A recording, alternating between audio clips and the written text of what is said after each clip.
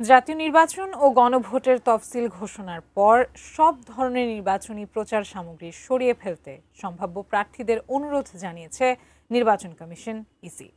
বিস্তারিত জানাতে রংপুর থেকে সরাসরি যুক্ত হচ্ছেন প্রতিনিধি শাহরিয়ার মিম। মিম, রংপুর থেকে কি জানাবেন আমাদের? আপনাকে ধন্যবাদ।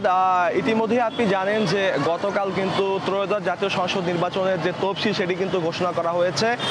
সেই তফসিলের ঘোষণা অনুযায়ী আগামী 48 ঘন্টার মধ্যে সম্ভাব্য যারা প্রার্থী, যারা আসন্ন ত্রয়োদশ জাতীয় সংসদ নির্বাচনে অংশগ্রহণ করবেন, তাদের যে ব্যানার, ফেস্টুন, বিলবোর্ড এসব যে অপসারণ করার কথা বলা হয়েছে, সেটি আসলে আমরা নগর জুড়ে ঘুরে দেখেছি, বিভিন্ন জেলা উপজেলাগুলোতে খোঁজ নিয়েছি, ইউনিয়নগুলোতে খোঁজ নিয়েছি, সেটি কিন্তু এখনও বাস্তবায়ন করা সম্ভব হয়নি।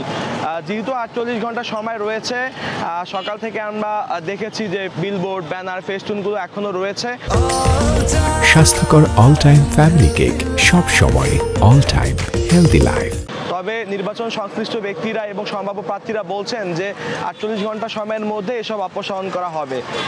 আপনি ইতিমধ্যেই জানেন যে আসলে এই যে ত্রয়োদশ জাতীয় সংসদ নির্বাচনে যারা প্রার্থী, বিভিন্ন রাজনৈতিক দলের যারা প্রার্থীরা রয়েছেন, রংপুর কিন্তু গণ অভ্যুত্থানের পরবর্তীতে একটি গুরুত্বপূর্ণ জেলা হিসেবে পরিচিতি পেয়েছে। এখানে যারা আসলে নির্বাচন করবেন তারা কিন্তু নিয়ম কানুনগুলো মানার চেষ্টা করবেন বা করছেন, তারা কিন্তু আমাদেরকে এসব তথ্য কিন্তু জানিয়েছেন। এবং আপনাদেরকে আর কি বিষয় জানিয়ে রাখি যে রংপুরে কিন্তু নির্বাচনের যে আমেজ সেটি কিন্তু গেল 2 মাস যাবৎ শুরু হয়েছে। আমরা দেখেছি যে এখানে বিএনপি থেকে নমিনেশন বা মনোনয়ন দেওয়া হয়েছে সম্ভাব্য প্রার্থীকে।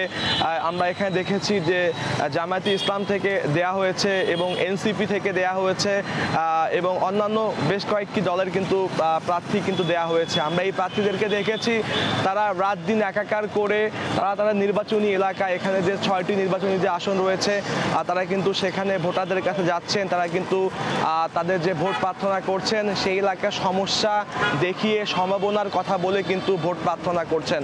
এবারে নির্বাচন খুবই গুরুত্বপূর্ণ একটি নির্বাচন, কেননা গণ অভ্যুত্থান পরিবর্তিত প্রেক্ষাপটে সাধারণ এবং সেই ক্ষেত্রে প্রার্থীদেরকেও অনেক চ্যালেঞ্জ দিতে হচ্ছে। প্রার্থীরা কিন্তু তাদের যে এখন কিন্তু ভোট চাইতে গেলে কিন্তু বিভিন্ন সময় ভোটারদের কাছে কিন্তু তোপের মুখেও পড়ছেন।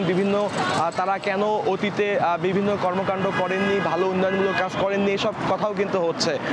আপনাকে একটি বিষয় জানিয়ে রাখি যে এই যে নির্বাচন কমিশন থেকে যে তফসিল অনুযায়ী তাদের যে এই বোর্ড অপসারণ কার্যক্রম, সেটি কিন্তু নগর জুড়ে এখন পর্যন্ত আমাদের চোখে পড়েনি। তবে গতকালকে আমরা দেখেছি সিটি কর্পোরেশনের পক্ষ থেকে মাইকিং করা হয়েছে যে সবাই আসলে নিজ নিজ খরচে এই বিলবোর্ড, ব্যানারগুলো অপসারণ করার ব্যাপারটা। তো রংপুর থেকে এই ছিল আমার কাছে সর্বশেষ।